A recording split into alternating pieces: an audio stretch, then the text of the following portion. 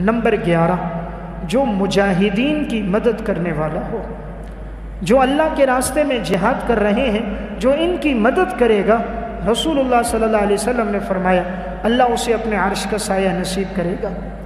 آپ صلی اللہ علیہ وسلم نے فرمایا من اعان مجاہدا فی سبیل اللہ، جس نے کسی مجاہد کی مدد کی جو اللہ کے راستے میں جہاد کر رہا ہے، او غارما فی عسرتہ، کوئی تنگ دست مقروض ہے اس کی مدد کی، او مکاتبا فی رقبتہ، کوئی غلام مکاتب ہے اس کی گردن چھڑانے میں، آزاد کرنے میں اس کی مدد کی، اظلہ اللہ فی ظلہ یوم لا ظل الا ظلہ، اللہ تعالیٰ اسے اپنے عرش کا سایہ نصیب کرے گا جس دن کوئی سایہ نہیں ہوگا سوائے اللہ کے عرش کے سائے کے۔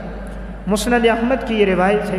اس لیے اللہ رب العزت نے توفیق دی ہو مجاہدین کے ساتھ تعاون کرنا چاہیے کہ وہ اپنی جانوں کا نذرانہ دے رہے ہیں۔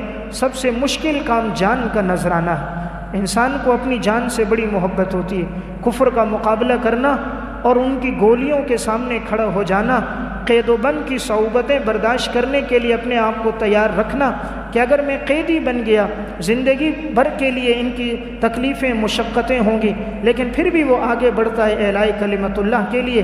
ایسے لوگوں کے ساتھ تعاون کرنا بہت بڑا اجر و ثواب۔ اس لیے مجاہدین کو کبھی برا بھلا نہیں کہنا چاہیے، ان لوگوں کی زندگیاں دین پہ لگ رہی۔ اصل ایمان وہ ہے جو محاذ والوں کا ہے۔ پنکھے کے نیچے بیٹھ جانا، ماربل پر بیٹھ کر عبادت کرنا، 4 انچ کے فوم گدے اور قالین پر بیٹھ جانا، ایئر کنڈیشن کمروں میں تلاوت کرنا تو آسان ہے، دشمن کے سامنے کھڑے ہو کر سیسا پلائی ہوئی دیوار بن کر کفر کی آنکھوں میں آنکھیں ڈال کر اپنے سینے کو پیش کر دینا مشکل کام ہے۔ اسی لیے سب سے زیادہ بشارتیں قرآن اور حدیث میں نماز، روزہ، زکوٰۃ اور حج کے بعد اگر کسی عمل پر آئی ہیں جہاد پر آئی ہیں، اگر کسی عمل پر آئی ہیں تو جہاد پر آئی ہیں۔ اس لیے قرآن اور حدیث میں جہاد کے بہت فضائل ہیں۔ نمبر 12، بھوکے کو کھانا کھلانے والا۔ جو انسان کسی بھوکے کو کھانا کھلائے گا، رسول اللہ صلی اللہ علیہ وسلم نے فرمایا اللہ اس کو اپنے عرش کا سایہ نصیب فرمائے گا۔ آپ نے فرمایا من اطعم الجائع، جس نے بھوکے کو کھانا کھلایا، اظلہ اللہ فی ظل عرشہ، اللہ تعالیٰ اس کو اپنے عرش کا سایہ نصیب فرمائیں گے۔ علامہ طبرانی رحمۃ اللہ علیہ نے مکارم الاخلاق میں یہ روایت ذکر کی ہے۔ اس لیے انسان دیکھے اگر کوئی تنگ دست ہو، بھوکا ہو، معلوم ہو جائے کہ بھوک کی حالت میں ہے، فوراً اسے تعاون کرنا چاہیے، کھانا کھلانا چاہیے۔ آج ہمارے اندر ایمانی جذبہ بڑا کمزور ہو گیا۔ پڑوس میں کتنے ہی ہوتے ہیں جن کے گھر میں چولہا نہیں جل رہا ہوتا، جو ایک ایک کھانے کو 2-2 3-3 دن استعمال کر رہے ہوتے ہیں۔ ہمیں معلوم ہوتا ہے ہماری برادری میں، خاندان میں کتنے لوگ ایسے ہیں جن کی زندگی بڑی مشقت اور تکلیف کی ہے، لیکن ہمیں تعاون کرنے کی توفیق نہیں ہوتی۔ بیوی کے کہنے پر 20-20 ہزار کا لباس لے آتے ہیں، بیٹے کے کہنے پر 10-10 ہزار کے کھلونے لے آتے ہیں، ہر نئے ماڈل کا موبائل خریدنے کے لیے پیسے ہوتے ہیں، ہر نئے ماڈل کی گاڑی خریدنے کے لیے ہیں، ہر نئی چیز بازار میں آئے تو وہ لباس اور زیب و زینت اختیار کرنے کے لیے ہے، نہیں ہے تو اللہ کے راستے میں خرچ کرنے کے لیے نہیں۔ اصل بات ہے اللہ کی توفیق نہیں ہوتی۔ اللہ جب کسی کے مال کو قبول نہیں کرتا تو اپنے راستے میں اسے خرچ کرنے کی توفیق نہیں دیتا۔ اس لیے اگر کوئی بھوکا ہو کھانا کھلانا چاہیے، اس کے دل سے جو دعائیں نکلتی ہیں وہ اللہ کے عرش پہ پہنچتی ہیں۔ نمبر 13، حق کو قبول کرنے والا۔ حق کو قبول کرنے والا، جس کے سامنے کوئی حق بات کی جائے اور وہ فوراً اس کو قبول کر دے، اللہ رب العزت اس سے بڑے خوش ہوتے ہیں اور اپنے عرش کا سایہ دیتے ہیں۔ رسول اللہ صلی اللہ علیہ وسلم نے فرمایا اتدرون من السابقون الی ظل اللہ عز وجل یوم القیامہ، کیا تمہیں معلوم ہے کہ قیامت کے دن اللہ کے عرش کے سائے کی طرف سبقت کرنے والے کون ہوں گے کہ جنہیں اللہ اپنے عرش کا سایہ دے گا؟ قالوا اللہ ورسولہ اعلم، صحابہ نے فرمایا اللہ اور اس کا رسول جانتا ہے۔ آپ صلی اللہ علیہ وسلم نے فرمایا الذین اذا اعطوا الحق قبلوہ، یہ وہ لوگ ہیں کہ جو حق کو قبول کرنے والے ہیں، ان کے سامنے حق کی بات کہو فوراً قبول کرتے ہیں۔ دیکھیں آج ہم حق اور دین کی بات سنتے بہت ہیں، قبول نہیں کرتے۔ ہم نے دین کی بڑی معلومات سن رکھی ہیں، عمل نہیں کرتے۔ ہر مسلمان کو معلوم ہے 5 نمازیں فرض ہیں، کتنا عمل کرتا ہے؟ ہر مسلمان جانتا ہے زکوٰۃ فرض ہے، کتنا حق کی بات کو قبول کر رہا ہے؟ مومن جانتا ہے بدنظری گناہ کبیرہ ہے، کتنا بچتا ہے، جانتا ہے حرام کھانا، سود لینا، رشوت لینا حرام ہے، کتنا گناہ سے بچتا ہے، معلوم ہے داڑھی کٹانا گناہ کبیرہ ہے، کتنا وہ گناہ سے بچ رہا ہے، معلوم ہے فحاشی اور یعنی بے حیائی بڑا گناہ ہے، کتنا بچ رہا ہے۔ سنتے بہت ہیں، عمل کی توفیق نہیں، اس لیے عرش کا سایہ اس کے لیے جو حق کو سن کر قبول کرے، حق کی بات سنے اور عمل کرے۔ آج ہم میں عمل کا جذبہ نہیں، ہم تفریح کے لیے سنتے ہیں، معلومات کے لیے سنتے ہیں، مسجد سے باہر نکلے وہ ساری باتیں دل و دماغ سے نکل جاتی ہیں۔ نمبر 14، سوال کرنے پر خرچ کرنے والا۔ جس سے کوئی سوال کرے اللہ کے نام پر مانگے اور وہ فوراً اس پہ خرچ کر دے، اللہ فرماتے میں اسے اپنے عرش کا سایہ دوں گا۔ اس نے میرے نام پر خرچ کیا، میری رضا کے لیے اس نے خرچ کیا۔ رسول اللہ صلی اللہ علیہ وسلم فرماتے ہیں وَإِذَا سُئِلُوهُ بَذَلُوهُ، جب اس سے سوال کیا جاتا ہے تو وہ اللہ کے راستے میں خرچ کر دیتا ہے۔ نمبر 15، حق کے مطابق فیصلہ کرنے والا۔ حق کے مطابق فیصلہ کرنے والا یعنی جب بھی اس کے سامنے کوئی فیصلہ آئے وہ اس کو نہ دیکھے اس میں میرا فائدہ کتنا ہے، یہ نہ دیکھے یہ میری برادری اور خاندان کا ہے یا نہیں، بلکہ یہ دیکھے حق بات کون سی۔ اس لیے فیصلہ کرنے والے کو چاہیے حق پر فیصلہ کرے، خاندان برادری تعلقات کو نہ دیکھے۔ حدیث میں آتا ہے آپ صلی اللہ علیہ وسلم نے فرمایا جس شخص کو قاضی بنایا گیا من جعل قاضیا فقد ذبح بغیر سکین، گویا اس کو بغیر چھری کے ذبح کر دیا گیا۔ چھری کے ساتھ ذبح کرو تب بھی تکلیف ہے، بغیر چھری کے کسی کو نوکیلے پتھر کے ساتھ اور نوکیلی چیز کے ساتھ کرو تو بڑی تکلیف ہے۔ جس کو قاضی بنایا گیا گویا اس کو ذبح کر دیا گیا، یعنی عدل پر فیصلہ بڑا مشکل ہوتا ہے۔ اس لیے انسان قاضی نہ بنے، جج نہ بنے، لوگوں میں حکم نہ بنے۔ بعض لوگ اس کے لیے اپنے آپ کو پیش کرتے ہیں مجھے برادری کا بڑا بناؤ، میں لوگوں میں فیصلے کرتا ہوں، میں بڑے جرگے والا ہوں۔ بھائی جرگے والا تو ہے، لیکن اگر ذرہ برابر بھی فیصلے میں ظلم ہو گیا تو قیامت کے دن اللہ رب العزت کے ہاں پکڑ پھر بڑی سخت ہے۔ اس لیے اس معاملے سے ہمیشہ دور رہنا چاہیے۔ انسان عدل پر ہر فیصلہ نہیں کر سکتا، ذرا برابر بھی کمی ہو گئی اللہ کے ہاں پکڑ۔ من عاش بعد الموت میں امام ابن ابی دنیا نے ایک واقعہ لکھا، بنی اسرائیل میں ایک شخص تھا ساری زندگی قاضی رہا، تو وہ کہنے لگا میری زندگی گزری میں نے تمام فیصلے عدل پر کیے، میں نے کبھی ظلم پہ نہیں کیا، لیکن پھر بھی میری موت کے بعد تم لوگ میری لاش کو گھر میں رکھنا اور پھر تم مجھ سے مخاطب ہونا کہ اللہ نے تیرے ساتھ کیا معاملہ کیا، مجھے امید ہے اللہ میرے اندر روح ڈالے گا، میں تمہیں جواب دوں گا۔ نیکوکار آدمی تھا، انتقال کے بعد کسی نے اس کو مخاطب کر کے اسی طرح کہا کہ تیرا اللہ نے تیرے ساتھ کیا معاملہ کیا۔ تھوڑی دیر ہی گزری تھی، اس کا جو کان تھا وہ بالکل مٹی ہو گیا تھا، جھڑ گیا تھا، تو اچانک ایک غیبی آواز آئی کہ زندگی بھر فیصلہ عدل پر کیا، لیکن ایک مرتبہ میں نے ایک کی بات زیادہ توجہ سے سنی، دوسرے کی بات توجہ سے نہیں سنی، اس کی سزا یہ دی گئی کہ میرے کان کو مٹی کر دیا گیا۔ فیصلہ اس نے ٹھیک کیا لیکن توجہ نہیں کی، تو اندازہ کریں کہ اگر اتنی بھی خطا ہے تو اللہ کے ہاں پھر کبھی پکڑ ہو جاتی ہے۔ اس لیے فیصلہ آدمی جب بھی کرے عدل پر کرے۔ تو 15واں آدمی کون ہوگا؟ حق کے مطابق فیصلہ کرنے والا۔ آپ صلی اللہ علیہ وسلم نے فرمایا وَحُكْمُهُمْ لِلنَّاسِ كَحُكْمِهِمْ لِأَنفُسِهِمْ وَأَهْلِيهِمْ، وہ لوگوں کے درمیان یوں فیصلہ کرے جیسے وہ اپنے لیے اور اپنے گھر والوں کے لیے فیصلہ کرتا ہے۔ جیسے انسان اپنے لیے چاہتا ہے اپنے گھر والوں کے لیے، اسی طرح دوسروں کے لیے فیصلہ کرے۔ یہ روایت امام بہقی نے شعب الایمان میں نقل کی ہے۔ نمبر 16، نماز جنازہ پڑھنے والا۔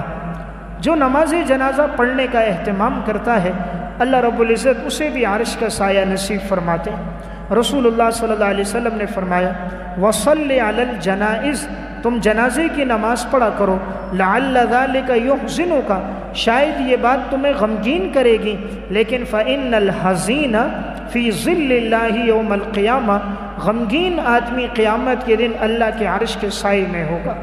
یعنی جب انسان نماز جنازہ پڑھتا ہے دل غمگین ہوتا ہے، بیٹے کا، بھائی کا، رشتہ دار کا انتقال ہوتا ہے، دل غمگین افسردہ ہوتا ہے۔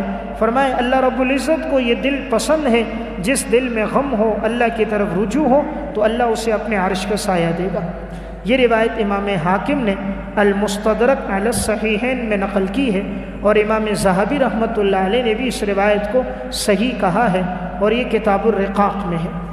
17واں آدمی جسے اللہ اپنے عرش کا سایہ دے گا، جو مشقت کے باوجود وضو کرنے والا، مشقت کے باوجود وضو کرنے والا۔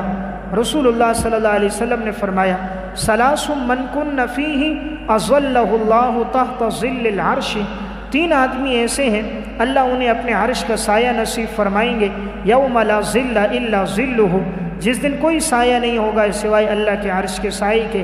الوضوء علی المکارہ، مشقت کے باوجود وضو کرنے والا۔ اس کا مطلب یہ ہے بسا اوقات پانی بڑا ٹھنڈا ہوتا ہے، سردی کے دن ہوتے ہیں، تو سردی کے دنوں میں ایک آدمی کوئٹہ میں ہے، ایک آدمی سرحد کے کسی علاقے میں ہے، برف باری ہو رہی ہے، لیکن وہ اٹھتا ہے ٹھنڈے پانی سے وضو کرتا ہے، مشقت کے باوجود اللہ کو یہ بڑا پسند ہے۔ یا اسی طرح پانی نہیں مل رہا، اسے وضو کرنے کے لیے پانی خریدنا پڑتا ہے، وہ پانی خرید کر وضو کرتا ہے، یہ اللہ کو پسند ہے۔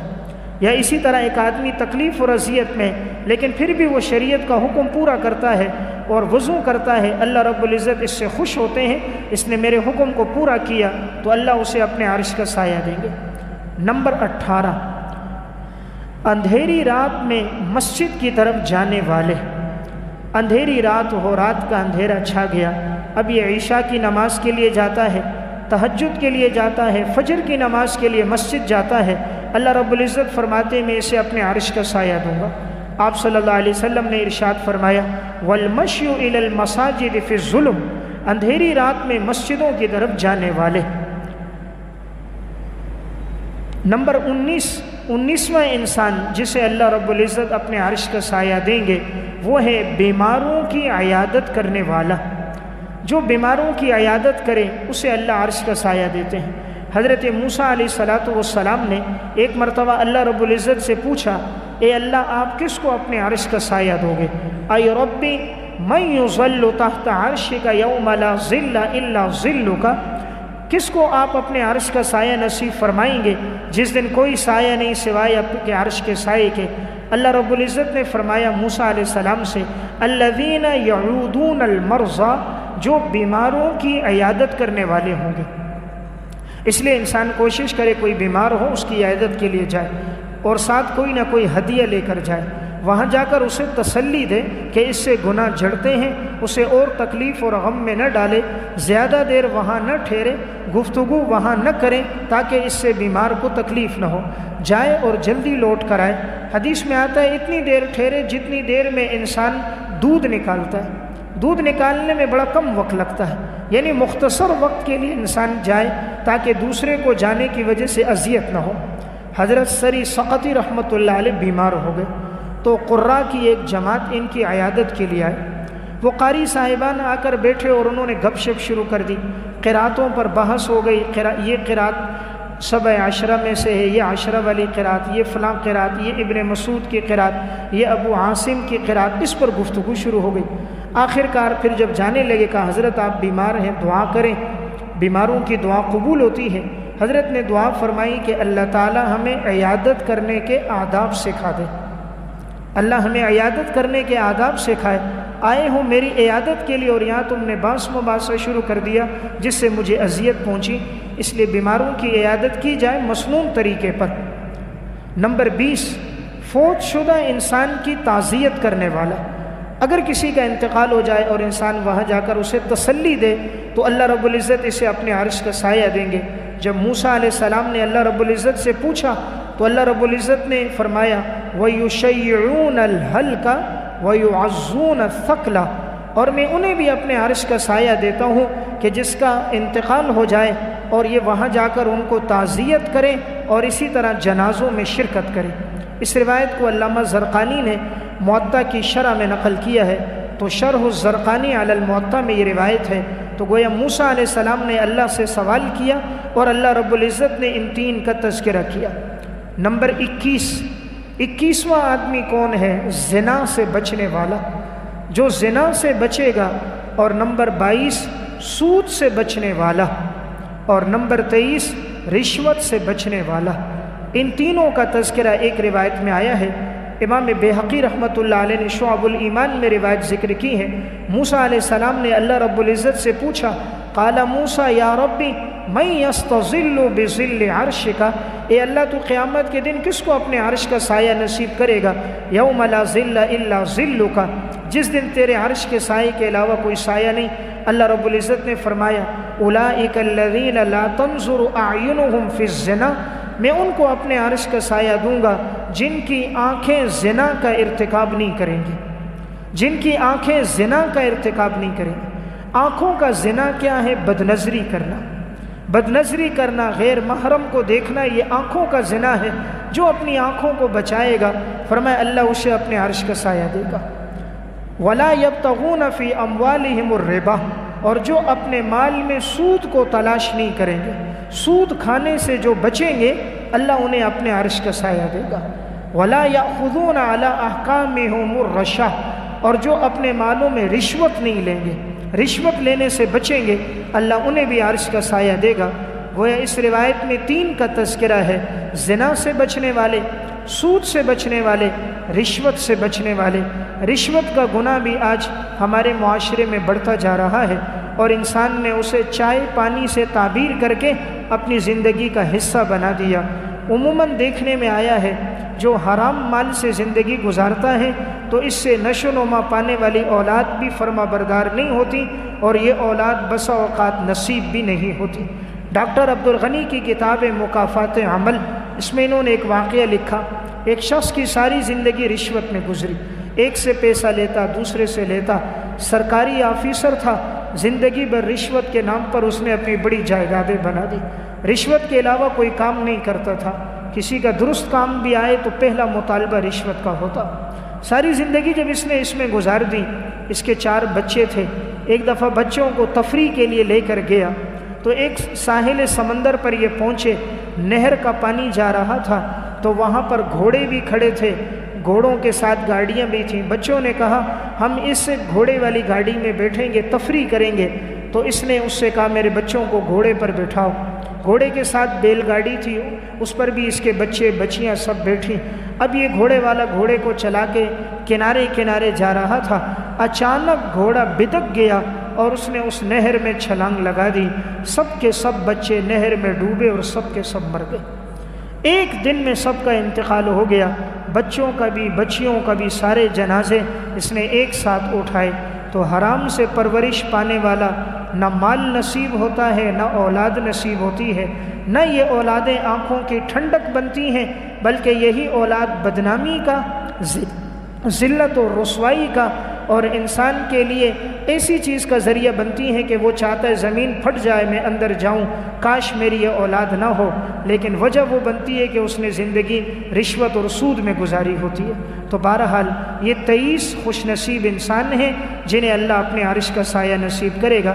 ہم میں سے ہر ایک کوشش کرے یہ 23 اوصاف ہماری زندگی میں آ جائیں۔